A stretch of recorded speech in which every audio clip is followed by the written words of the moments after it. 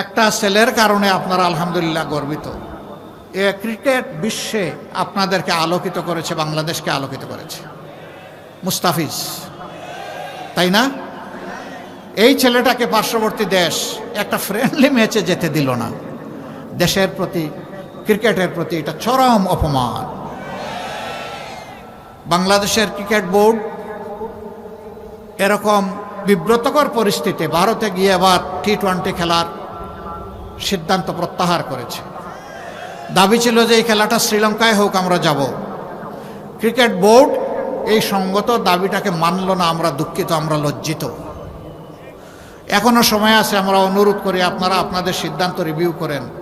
এরকম দুনিয়ার বহু দেশে ইতিহাস আছে, বিশ্বকাপ হয়েছে, কোনো একটা দল ইনসিকিউর অথবা ইনসাল্ট ফিল করেছে, সে বলেছে আমরা ওই দেশে গিয়ে খেলবো না, পার্শ্ববর্তী দেশের ভেন্যুতে আমরা খেলবো। সেই দেশ নির্ধারণ করা হয়েছে।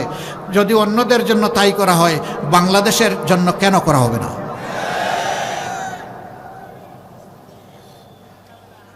দেশপ্রেমের নজির এবং সাক্ষ্য আমাদেরকে সর্বত্রই রাখতে হবে ইনশাআল্লাহ। আমরা আমাদের প্রতিবেশীদেরকে বন্ধু এবং প্রতিবেশী হিসাবে দেখতে চাই। আমরা তাদের সাথে উত্তম আচরণ করতে চাই, কিন্তু আমরা তাদের কাছ থেকেও উত্তম আচরণ চাই।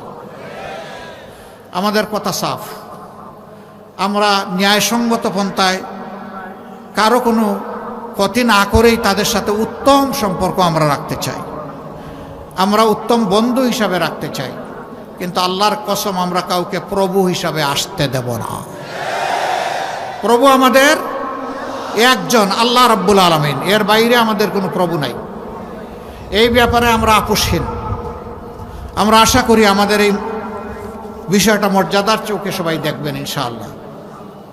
সম্মানিত ভাইরা, দ্রব্যমূল্য ঊর্ধ্বগতি আছে, আমরা স্বীকার করি। সরকার হয়তোবা চেষ্টা করেছেন, কিন্তু পুরোপুরি নিয়ন্ত্রণ করতে পারেন নাই।